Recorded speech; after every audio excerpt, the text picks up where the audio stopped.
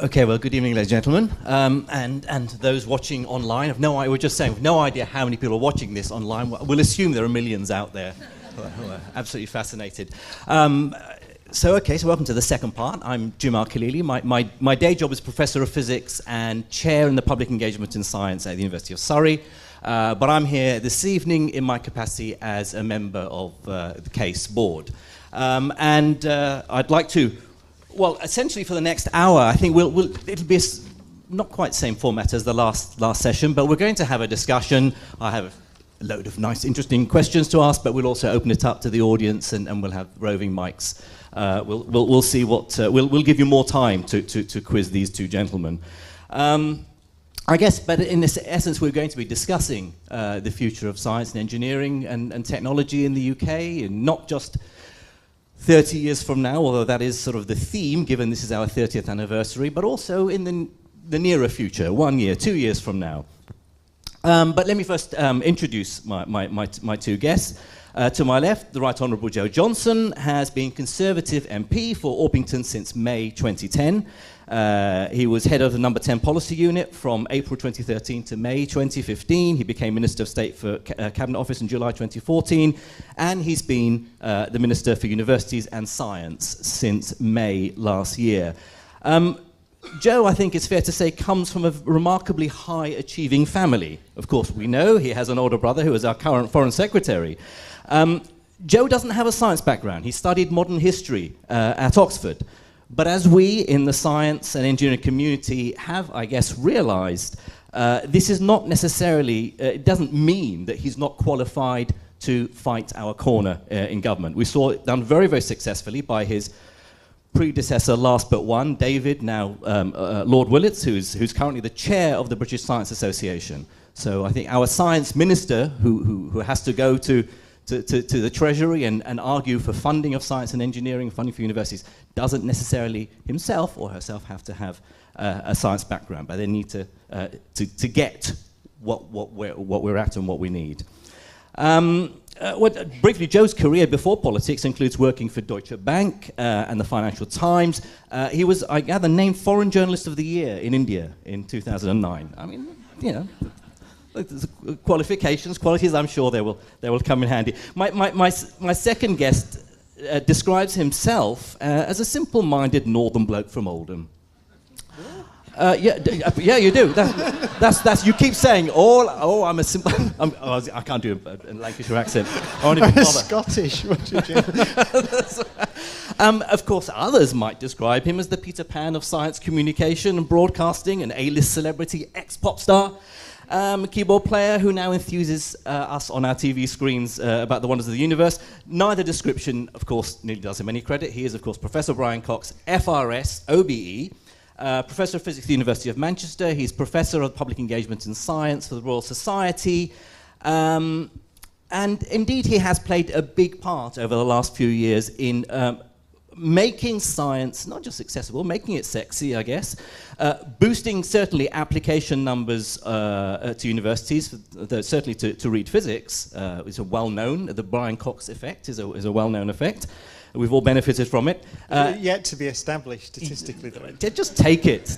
Someone needs to do a PhD. In 2005, Brian was awarded a Royal Society Research Fellowship for his work at CERN and the LHC, and soon after that, he began his dual career as both an academic scientist and as a broadcaster, writer, and popularizer of science. But of course, he is also, if people don't know, a great advocate for rationalism and evidence-based science policy in government, and that's sort of part of one of the issues we want to be discussing this evening. Right then, okay, so we will start. We will mention, don't worry, we will cover Trump, we will cover Brexit, so have no fear. But I do want to start off relatively gently. Joe, I'm told your kids are big fans of Brian's, so firstly, I hope being on stage with him gives you brownie points in the Johnson household. But I also wonder what excites you, I guess, about some of the things that Brian, for example, talks about on his TV programs. Well, thank you, Jim, and good evening, everybody. It's great to be here at the 30th anniversary of case. I was lucky enough to be asked to participate in the launch of the 30th year celebrations back in January. And it's good to be with Brian now, who, Jim, as you say, is a bit of a cult figure in our household. It's not easy to get my kids to focus on programs that I want to watch, but when it is forces of nature, as it has been over the recent weeks, it's something that they've turned to with great enthusiasm. And I hope it will encourage them to get much further in their science studies than I got when I was their age. And I'm obviously a bit embarrassed that I can't claim to be a science buff. I am, though, through the months that I've been doing this job, I hope acquiring the status of amateur enthusiast, and at the very least. And I'm sort of learning my science now in middle age on two tracks.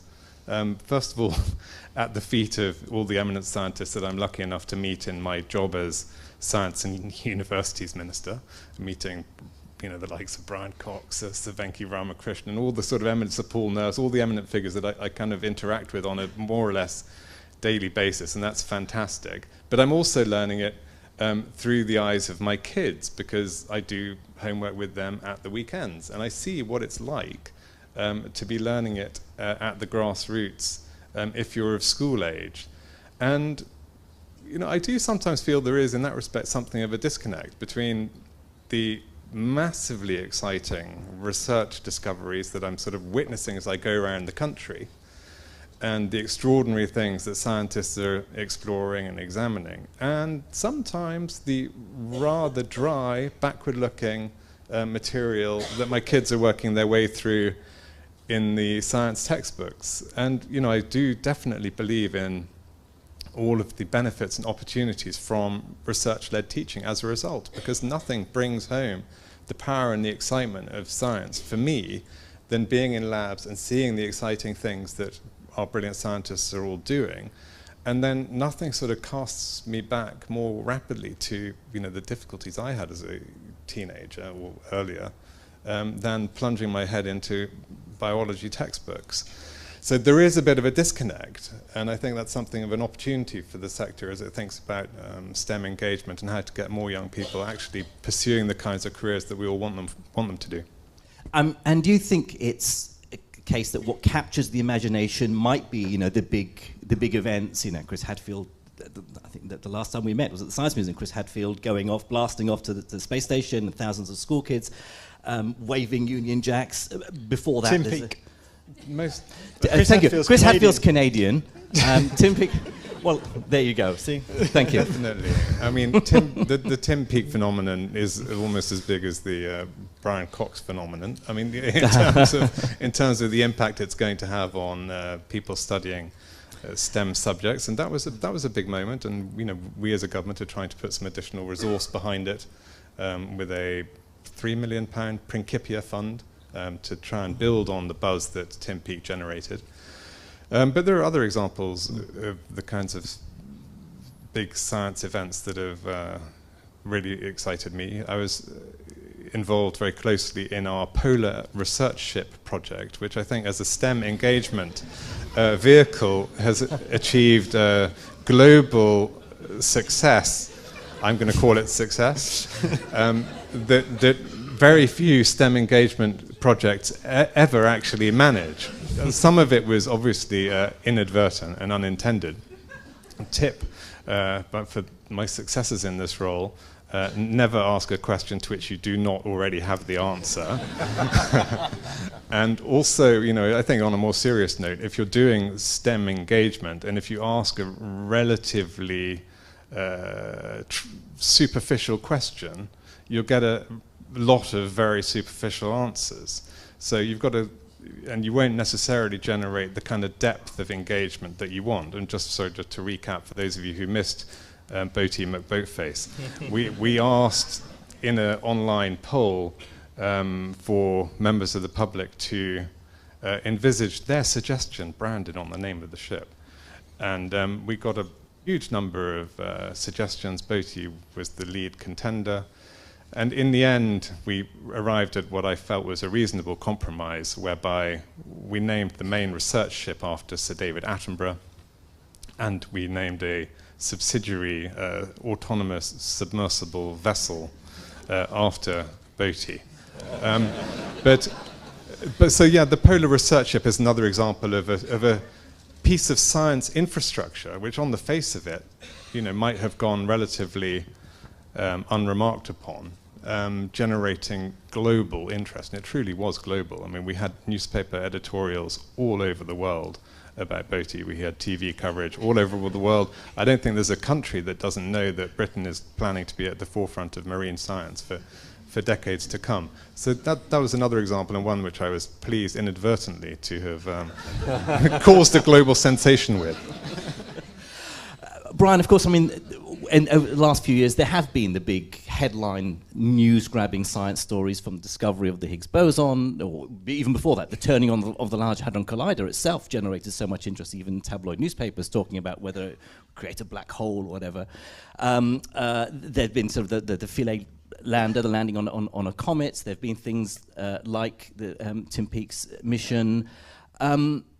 We live in an increasingly technological age. Things seem to be happening faster and faster. What do you foresee are the challenges? I mean, are we doing the right thing by publicizing the big, exciting science stories to promote science and engineering?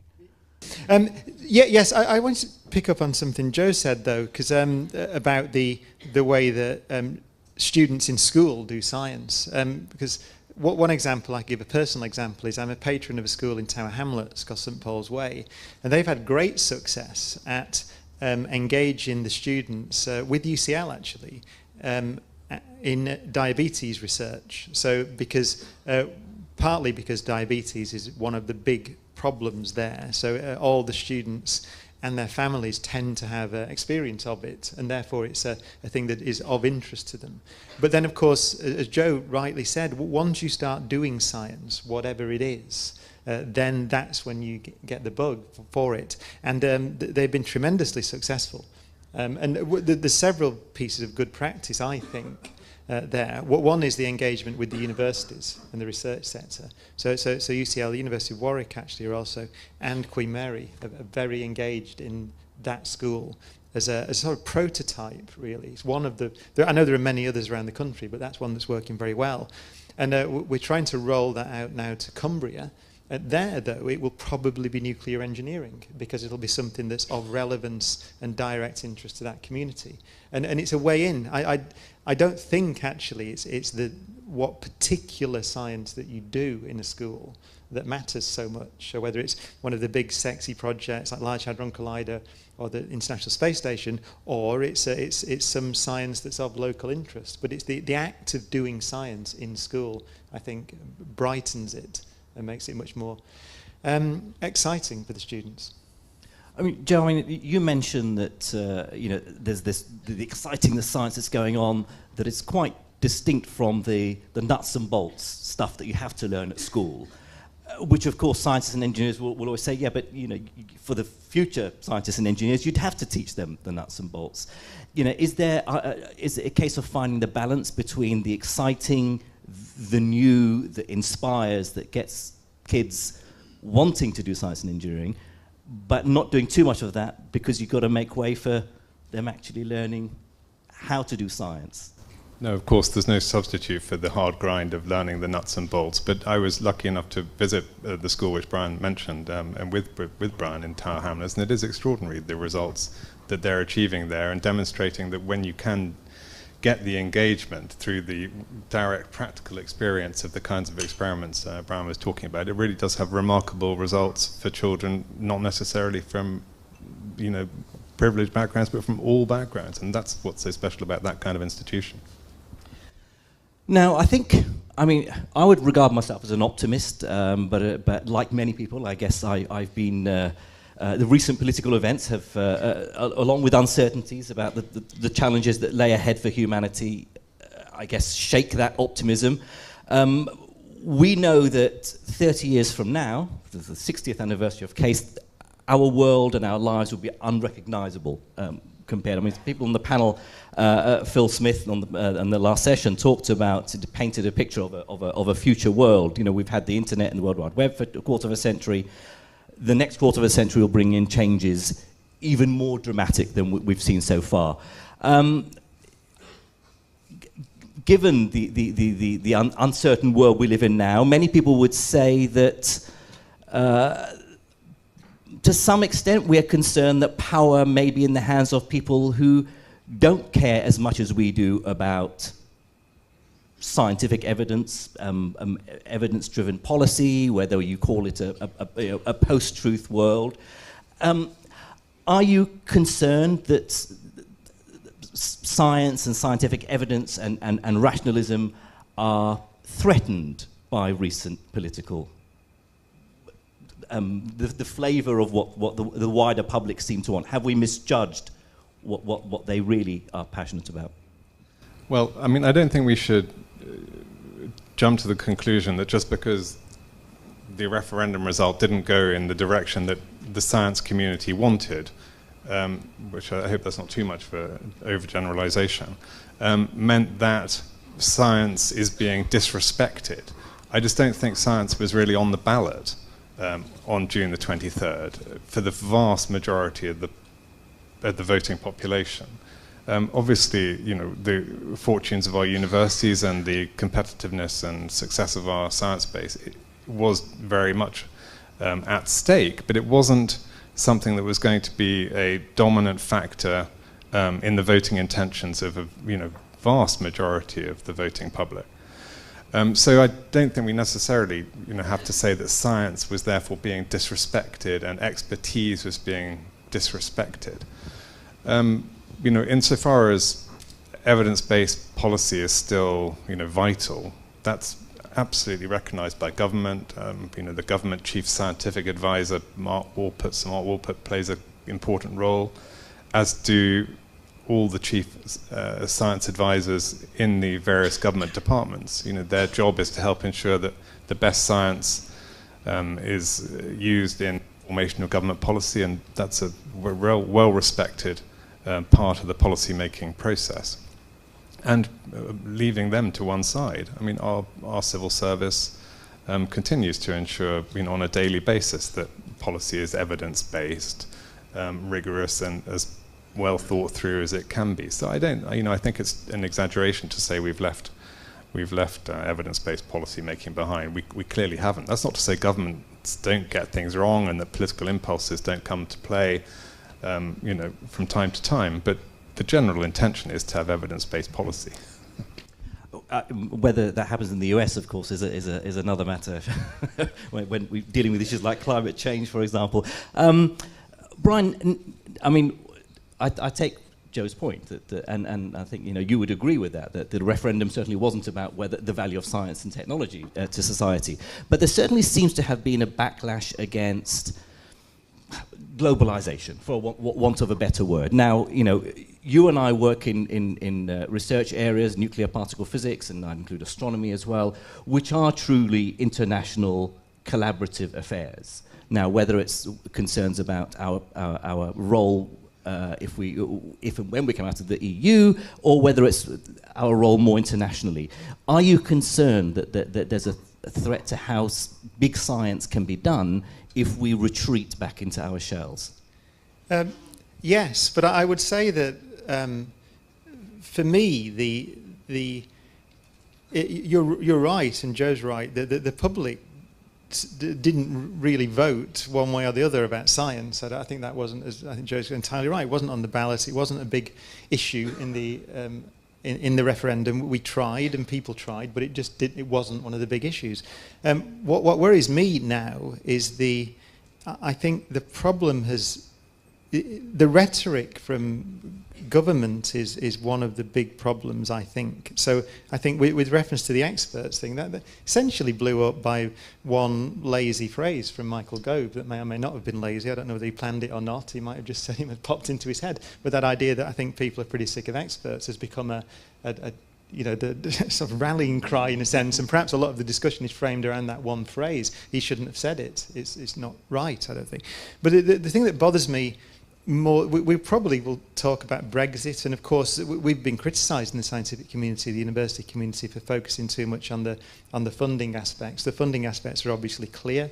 I think, what's the number? About 11 billion has come in over the last 5 years or so, or 6 years from the EU. So that's a big issue. But I think the rhetoric from the Prime Minister has been intensely problematic, as the Vice-Chancellor of Sheffield pointed out, in India. So this is nothing to do with Brexit. This is in India. The idea that universities and science and academia and Britain is an open, welcoming country full of opportunities for us in this country to collaborate with everybody else in the world is absolutely critical. And it's not clear to me that the rhetoric is necessary. I'd be interested to know what, I don't want to put Joe on the spot, I suspect he might agree at some level, but I don't want to, but I'd like to, you know, it seems to me that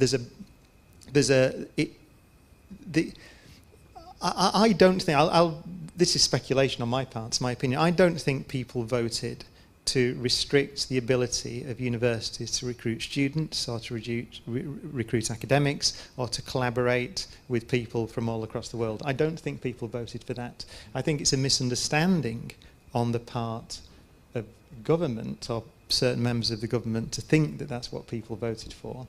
And I think the language has been unhelpful. So I wonder what Joe thinks about that. Well, here he is. Well, thank you for the opportunity, Brian. No, I mean, I was in India last week at the same time as the Prime Minister, and you know, I was glad to have the opportunity, in fact, many opportunities, to reiterate the government's long-standing position on international students, which is that, you know, there's no limit on the number of genuine international students that we want to offer a warm welcome to at our world-class higher education institutions, and there's no limit on the number of such students who can switch into work provided they get a graduate job.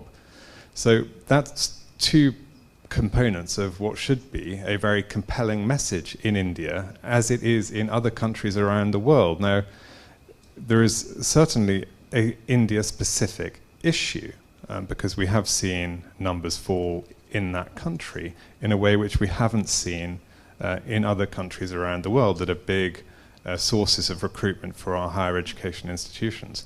So overall, since 2010, we've seen international student numbers at our institutions go up by 14%. In India, they've moved quite steeply in the other direction.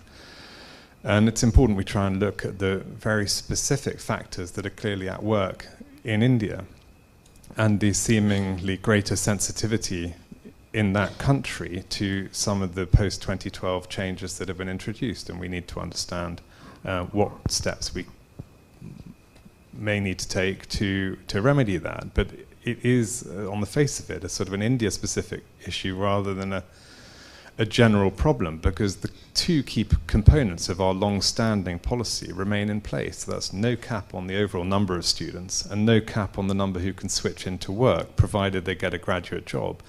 And, you know, we shouldn't cast ourselves into a sort of a slough of despond about it, because we're still second in the world after the US in terms of our overall share of the international student market. We're still seeing numbers increase year on year. Many will argue, though, we are still in the EU, so that hasn't hit us yet. Yeah, that's correct, Jim, but I'm talking about the non-EU international students. So the EU students don't need visas, so they're not counted in these numbers. I'm talking specifically about the non-EU international students, where we're second in the world. You know, the Vice-Chancellor of Sheffield, Sir Keith Burnett, great guy, he was with us on the delegation as well, and I have huge respect for Keith. But the Russell Group, of which Sheffield is a member, has seen its enrollments from international students increase by almost 40% since 2010. So this, you know, doesn't strike me as being a crisis.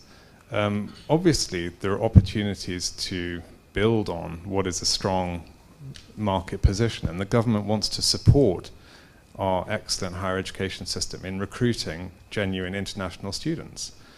there are specific issues in India which we need to think about. The solutions to the India problem do not necessarily lie solely in our hands.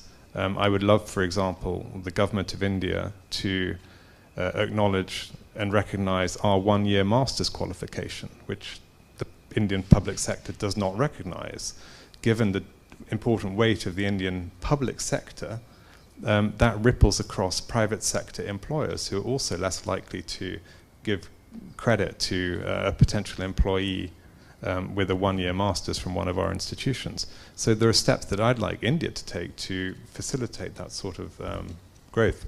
Could I just ask one? Because although there isn't it's the government state, there isn't a limit on students. They are, of course, included in the immigration figures, on which there is a very strict target, and that's what Sir Keith pointed out, I think, quite clearly. I think it's a bizarre policy to my mind, and so I think that's one of the examples of a signal that's sent out. And I think that I go back to that idea, the point I made earlier, that I think there is certainly in Germany as well. I mean, I collaborate with. I have colleagues from across the EU and elsewhere, and there does seem to be there is a genuine feeling that Britain has taken a rather insular turn, let us say, since the referendum. And that's about language, and it's about intention, and it's about perceived intention. And I do think that some of the language that's been used by government, which was probably for a different audience, I don't know what audience it's for, it doesn't seem to be for the public either. Maybe it's in the internal Conservative Party audience, I can't quite understand why.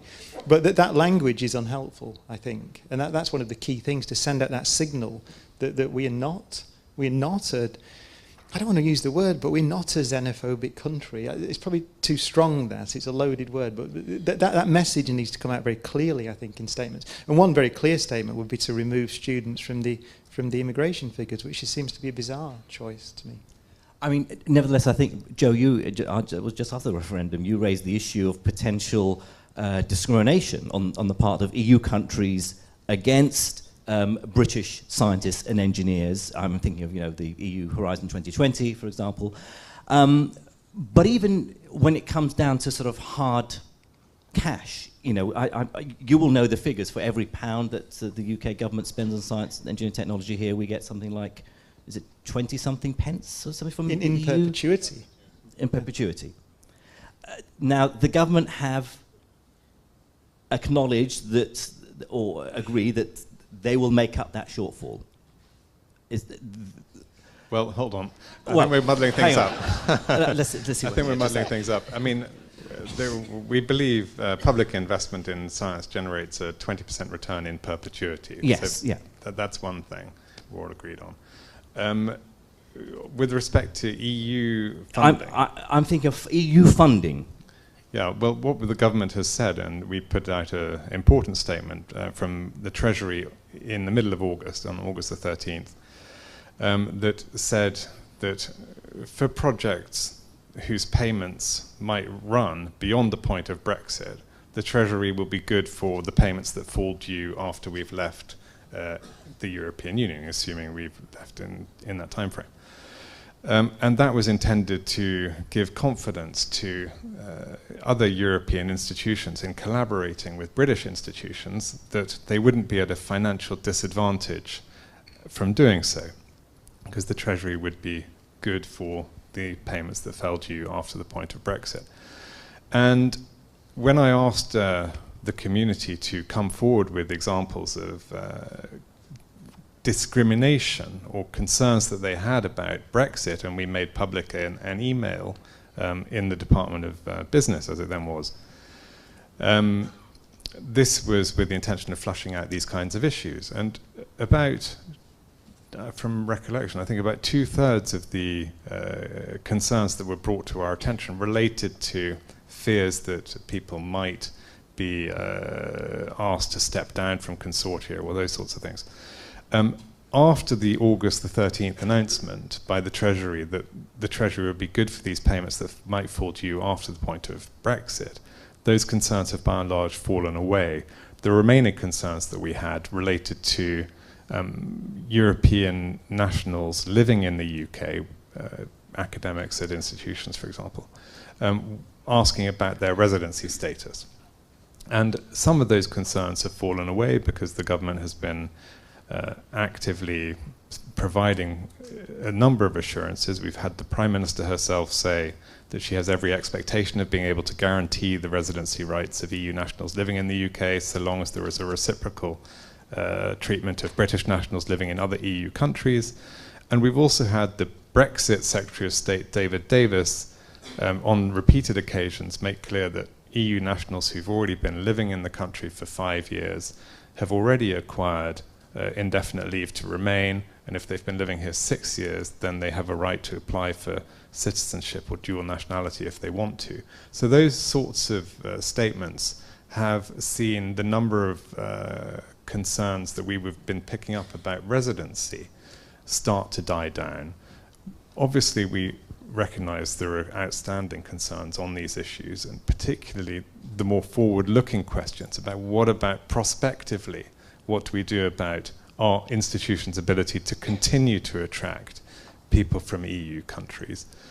And there, we have to fall back on the Prime Minister's statements, which is that we welcome the contribution that EU nationals make to our institutions at all stages in their lives, when they come here as students, when they stay on to do postdoctoral work, early career work, and then when they contribute to our institutions at other levels.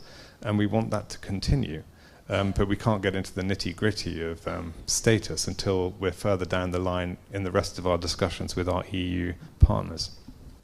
Okay, well, there may be the audience might want to carry on asking questions on this issue, but I want to move on and sort of be a bit more optimistic and positive, forward thinking. But there is an issue, Brian.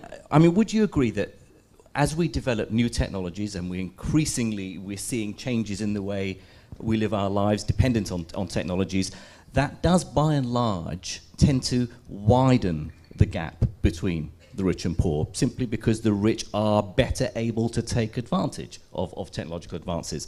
Is this something that should be of concern to scientists and engineers? Well, yeah, as citizens, undoubtedly, whether you're a scientist and engineer or not, yes. We heard, I think, in the previous discussion that the economists say that this is one of the central issues now, isn't it? It's about the way that wealth and opportunity are distributed. What I would say, and it's kind of, I haven't really thought it, I'll put it out there as an idea. I'm beginning to see, just personally, I'm beginning to consider education is a national security issue, as well as a redistribution issue and a redistribution of opportunity issue.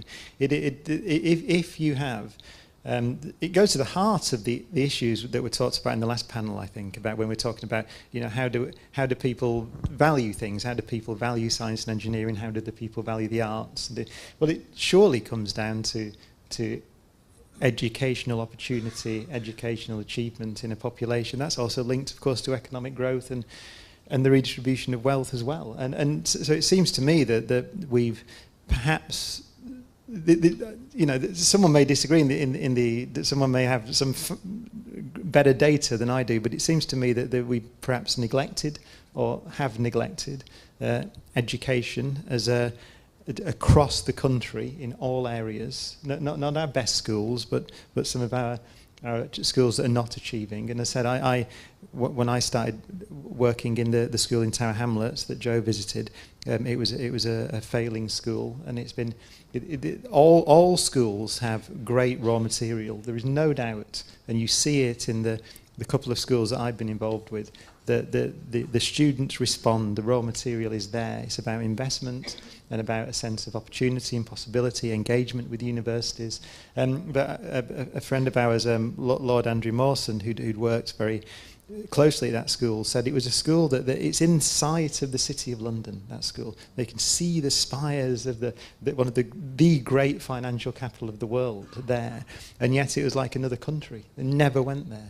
Never engaged. And some of the businesses there have been engaging in the school as well. But I think that key point that we've seen, if the election of Trump, if it goes badly, and who knows, some people say given the benefit of the doubt, I don't know how it's going to go. If it goes badly, you see that education was a national security issue if that goes badly, because it's possible that Europe will fall to bits. It's possible you'll see radical governments elected in France or in Italy, or that there are these movements that we would consider to be problematic for the future security of this continent. And that's why I say that investment in education, I think there needs to be a step change in it. It's as important as investing in in some sense, if it's a national security, the fabric of your society can crumble because enough voters, half the people in the country, feel that they've been left behind. Then you have a problem. It's an existential problem. And although we mentioned it's not, for example, the referendum vote wasn't about science and engineering or trust in science and engineering, but you're right in terms of people who feel disconnected, disenfranchised, or simply not seeing themselves as being able to get hold of this modern technological world. Is it to do with how we teach STEM subjects at school? Are we not teaching them the right way to prepare the young people for the 21st century? Or is it more about educating, communicating science to a wider population? No, it's not even about STEM as such. I think it's just, in general, you have to be taught how to think, and you have to be taught how to take advantage of the opportunities that are out there in the 21st century. So I think it applies to arts teaching as well. It's about that great enlightenment project of allowing people to acquire knowledge, of exciting them about acquiring knowledge. So I think we can get too caught up in the nitty-gritty, really. It's about having really very, very good schools and very good teachers, and making sure that everybody has the opportunity to acquire that bug. But I'm trying to grasp onto something that we can, rather than be too broad and too motherhood and apple pie, I'm trying to grasp on concrete examples. I'm saying very specifically. We can have an argument now. I'm saying specifically that we could see one of the solutions to this great malaise that's affecting the West at the moment is to have a step change in investment in education. What do you reckon, Joe? Well, I obviously agree with that, and I think as the universities minister, our universities have a big part to play in this country in that respect too, and I think that's why widening participation is such a strong and important part of the government's agenda for its higher education reforms. We've set ourselves a big target of doubling the proportion of people from disadvantaged backgrounds going to university by 2020 from the levels we inherited in 2009-10. That's taking it from 13.6% to 27.2%. We are slightly behind the run rate at the moment. We need to redouble efforts in the last 3 years or so of this Parliament. And the reforms which we're taking through Parliament at the moment will certainly be a help in that respect. But it's undeniable that we do need to make sure that more people, particularly from disadvantaged backgrounds, have an opportunity to benefit from higher education. Because when you look at where the jobs are going to be created, over half of them, according to the UK Commission on Employment and Skills, are going to require level 6 graduate skills. These are the jobs which are going to provide very fulfilling lives to people, and we want to make sure that an opportunity to have a crack at these jobs is fairly distributed. And that means more people having a chance to go to our universities. So the reforms we're putting through will help in a number of ways, I hope. We're putting a transparency condition on all universities, which will require them to fully disclose their offer to acceptance data. So they'll have to be transparent about who applies, who they make offers to, and who actually enrolls, broken down by all manner of demographic, ethnicity, and so on, that will be of interest to researchers and help inform policy. We will be mainstreaming equality of opportunity in the new regulatory body, which will be called the Office for Students. When I say mainstreaming, that'll be because it will have a duty as a board to promote equality of opportunity in everything that it does, taking on board a function which is presently primarily the responsibility of the Office for Fair Access and the Director of Fair Access, Les Ebden. So our principal regulatory body will have equality of opportunity as one of its main legal duties. And we're also taking a number of other steps to promote equality of opportunity in the bill. We're introducing for the first time an alternative student finance system. This will mean that for the first time the Secretary of State will have a power to offer a non-interest bearing financial product to enable people who for religious reasons can't take on interest bearing loans to go to university, and we think this will be a help to some Muslim students who at present are, for various reasons, unable to do so. So for those reasons, we think the Higher Education Bill will support and promote equality of opportunity. Thank you. Brian, I guess the remit of case is that we talk to government, we advise government, we lobby government on behalf of science and engineering, and not just academia, but across the wider society. But looking back towards wider society, what do you feel? I mean, we talk in the UK about science communication, public engagement in science in the UK is second to none in the world. And I would argue that, and I would back that up with, just the rise of just things like science festivals and the way that broadcast media covers science.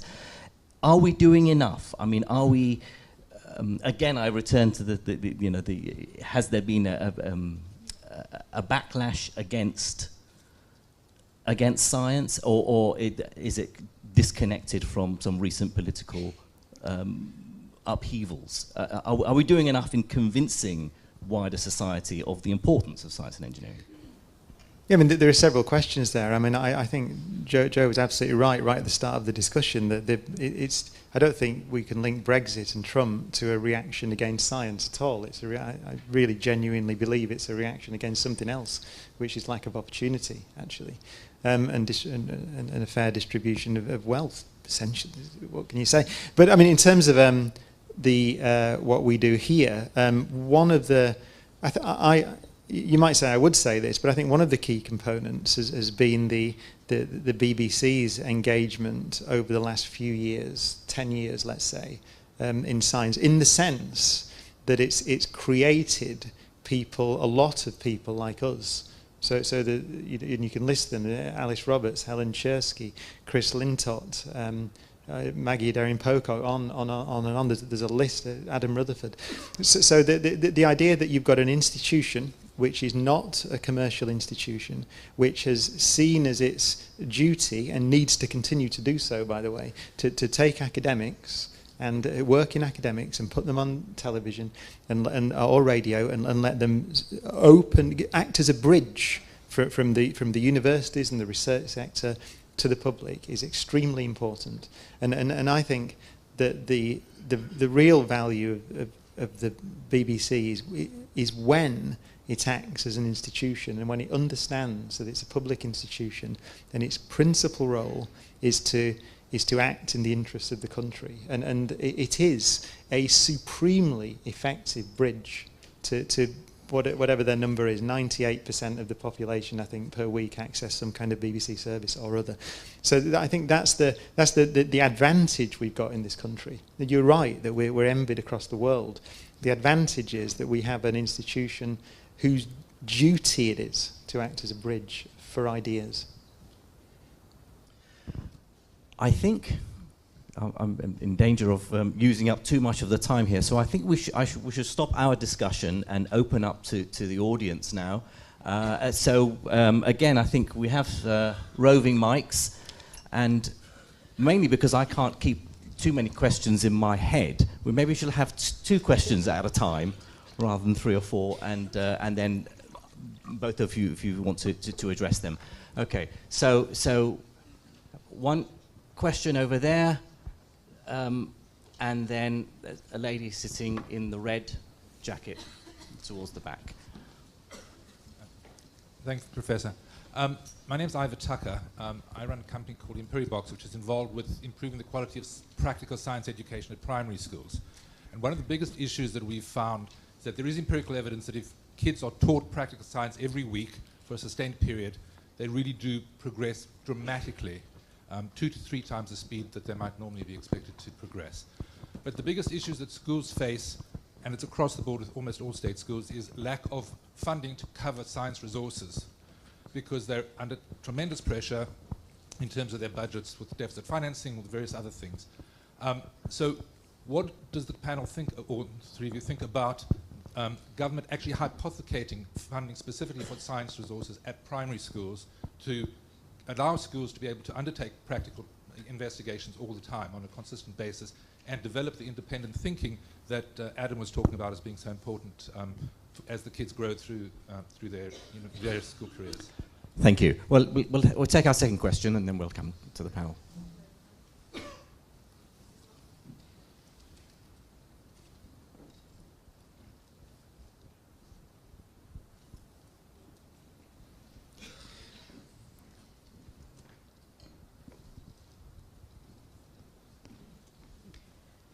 Hello, I'm Lopa Patel, and I think we can't celebrate 30 years of case without asking this question, and I'm sorry if it's the wrong question, but can we talk about girls for a minute, please, in STEM particularly, and also what are the suggestions and why have we not been as successful as we ought to be about keeping girls in science? Thank you. Brian, do you want to address either one of those? But both. I mean, to address your question, I mean, I am on the one of the judges for something called the Queen Elizabeth Prize for Engineering, and that was one of the central aims of that, is to address the particular problem with women in engineering.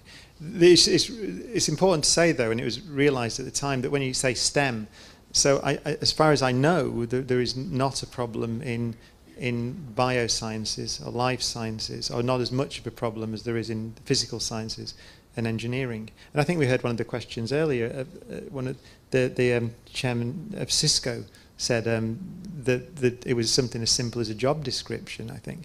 I think some of the research, if I remember rightly, some of the research that was done for the Queen Elizabeth Prize suggested that there are often unconscious biases, such as those, from parents, actually, as well as from teachers, in encouraging young women to go into specific bits of STEM.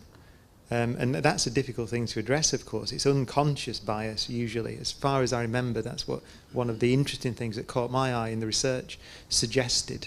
So therefore, what you're saying is that you need to parents, let's say educating parents in the opportunities that are out there is perhaps as important as the focus that we put in schools onto the students. But that's just one suggestion. I'm not an expert in that area, but that's something that caught my eye that I remembered.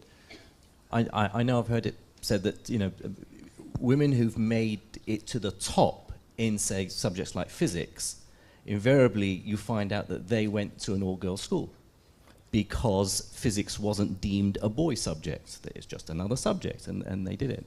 But I mean, you're right, certainly in terms of going into the life sciences, the gender imbalance is nothing like it is in electronic engineering or computer science or physics.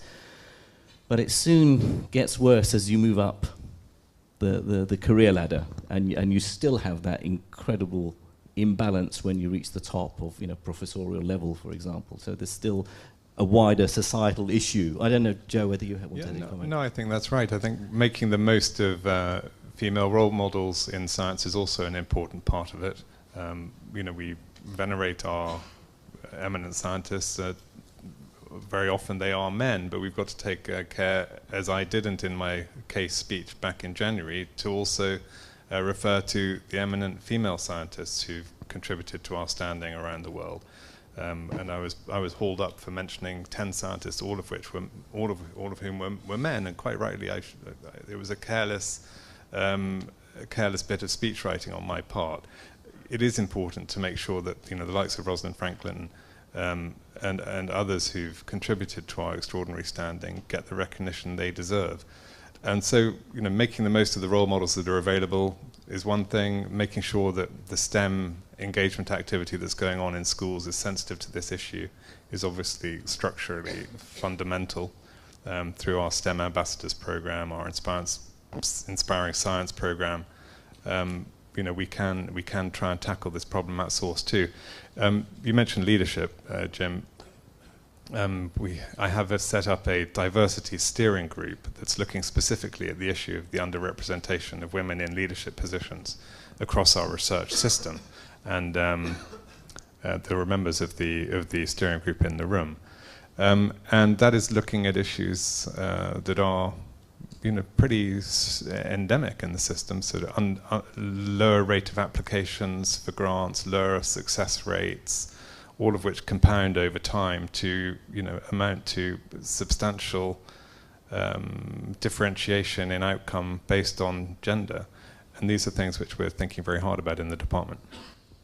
Just to pick that question up, we had on the primary schools. One thing that I've been doing recently with the Royal Society is we're making a series of videos in primary schools, basically, and with the help of the BBC, actually, to just focusing on the practical experiments that they do. And one of the ideas is to use them as a resource to encourage teachers to also value the practical work that can be done, and also expand the I suppose the understanding of why the particular experiments are being done. So I've had a bit of experience at going into primary schools. What I would say recently is that the students have a terrific time.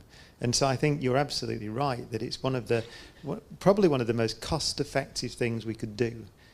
And I hear that I've been to about 10 primary schools over the last sort of 8 weeks, actually, filming these little videos, and without exception, every teacher says that this is the way to enthuse these 6, 7, 8, 9-year-olds in science, and it's absolutely clear. So it's quite interesting, actually. That I think you're absolutely right. I think it would be. That's what I said. I think it would be one of the most cost-effective things that a government could do.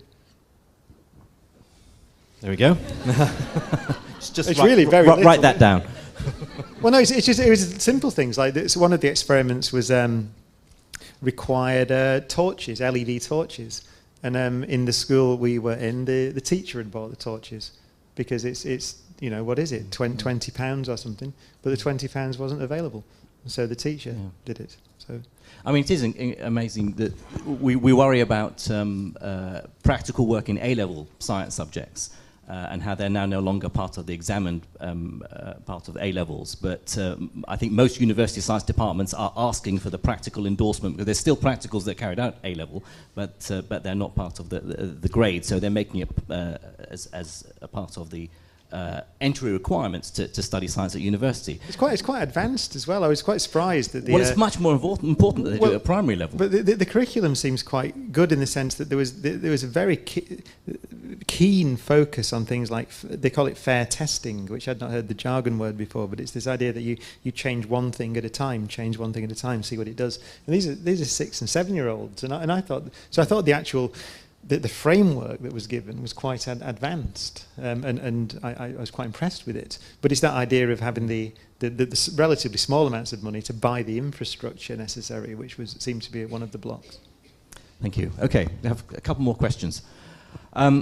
So we have lady at the front and gentleman there, yes, on the aisle. If you keep your hand up, then the microphone come your way. We'll try and get through a few more. Hi, I'm Havish Siddiqui from the U.S. Embassy, but I'm not going to be speaking through my official capacity, but speaking via my personal capacity.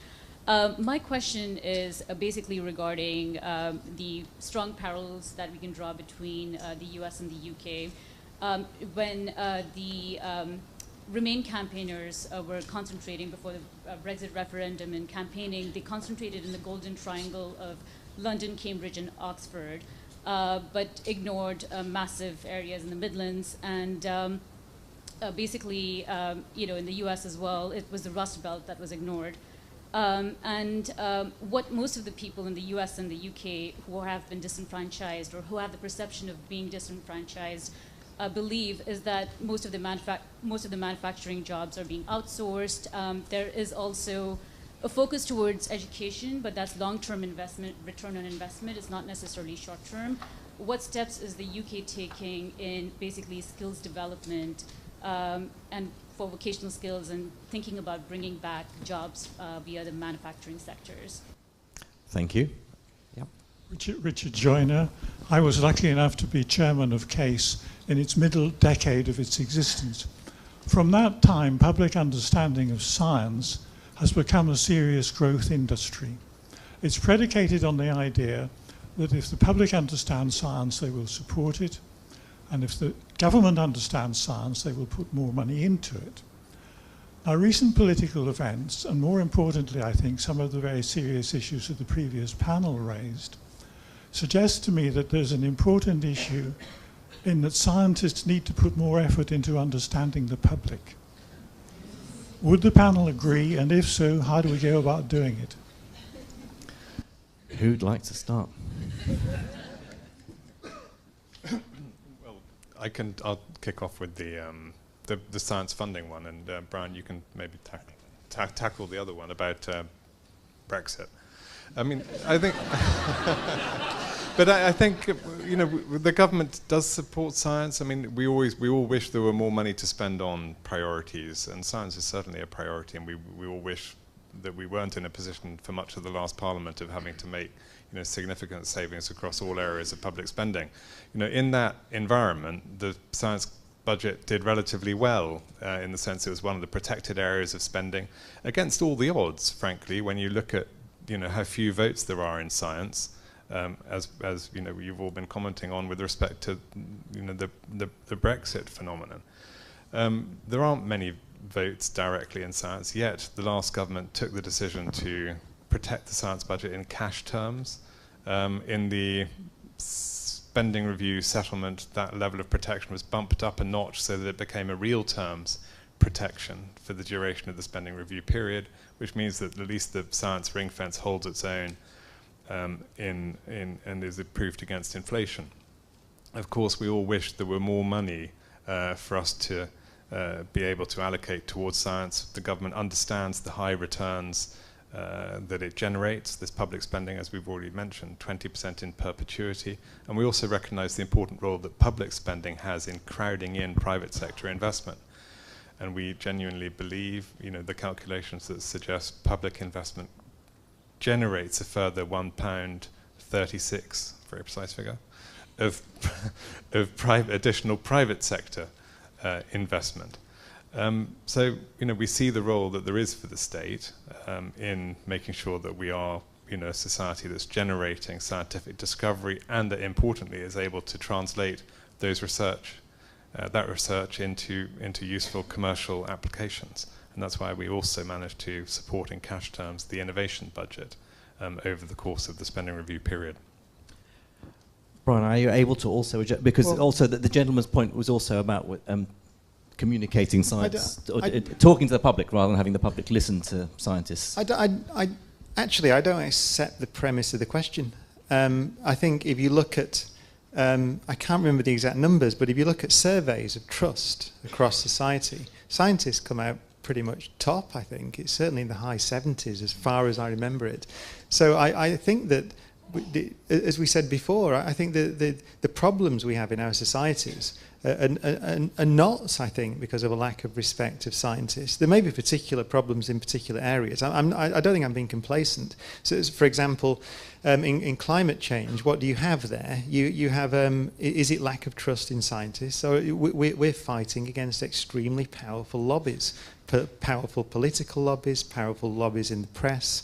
And when you get to those issues, then of course we have difficulty standing up and making our voices heard, because we're up against very, very loud and powerful voices. But in general, I think that the standing of scientists in society, as far as the data I'm aware of is concerned, is high.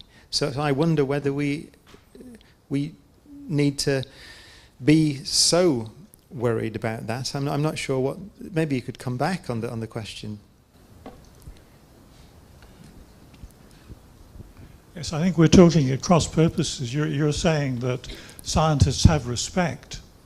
Often it may be the case that they have respect because they don't necessarily publicly engage with the issues of importance. And it's taken a very long time, for example, for the Royal Society to attempt to engage publicly with many of the issues that were raised previously.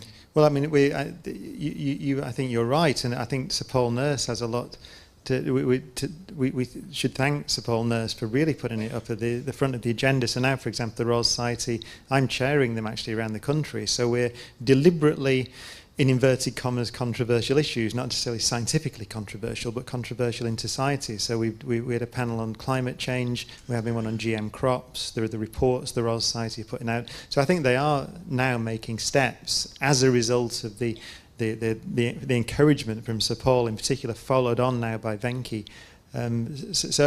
Yeah, I take the point. It took a while, but I think that the trajectory is positive. I think you're right. I mean, I think it was about 15 or so years ago. There'll be others who know exactly when we made this shift from what was called the deficit model, the public understanding of science, where the scientists were the experts and they stood and they just the public were the empty vessels that we would fill them with our knowledge and expertise. And we moved to public engagement in science. I mean, I guess that's the title of both your Royal Society chair and my chair at Surrey, that public engagement in science is meant to be a two-way dialogue. But for a few years, that really was a term that many in the scientific community felt uncomfortable about because they weren't quite sure how to carry out this two-way dialogue. But as Brian says, certainly on issues where the scientific community have had to be more transparent, on climate change and GM, for example, those are two very, very, very important issues. I think things are changing now, and I think there is much more two-way discussion and scientists listening and feeling that they have a moral and ethical obligation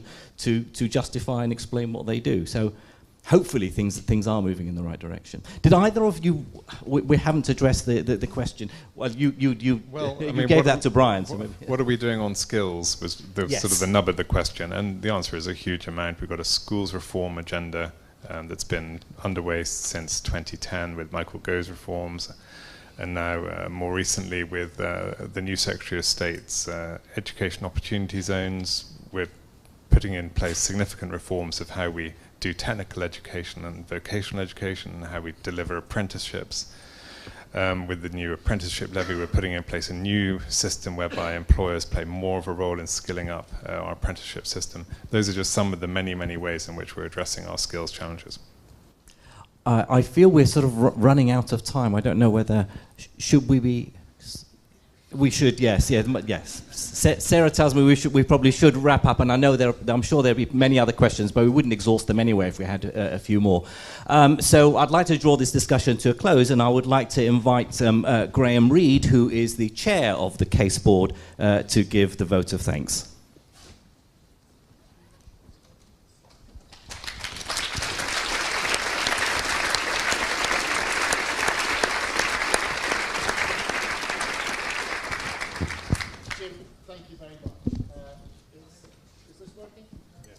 Yep. I would just like to say a few words of thanks to some of the many people that have made this evening possible. And so if I miss you out, then I apologise in advance, but I'm going to do my best. Now, first of all, I should thank the University of London for making available this wonderful accommodation. This evening's proceedings have been done in a partnership between CASE and our main sponsor, Elsevier. And as well as the discussions that we've enjoyed this evening, CASE are producing a series of 30 articles for the 30 years of CASE. Joe Johnston has written one already. And we've selected 10 of these to put in this publication, and you'll be able to collect a copy on your way out if you've not got one already. And we produced this publication in partnership with Elsevier, and so I'd particularly like to single them out.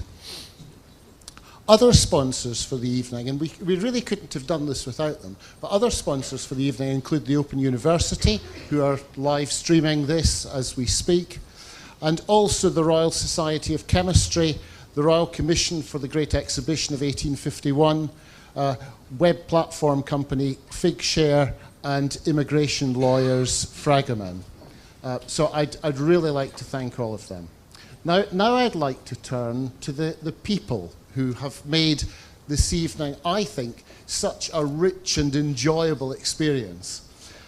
First of all, we had the panel chaired by Sarah, who I thought were drawn from a wider population than you sometimes get sitting talking to science audiences about science. And that diversity in the panel, for me, was one of the great sources of richness. We had everything from the chairman of a large corporation to an author to an eminent economist and 2 life scientists. We did very well with that panel.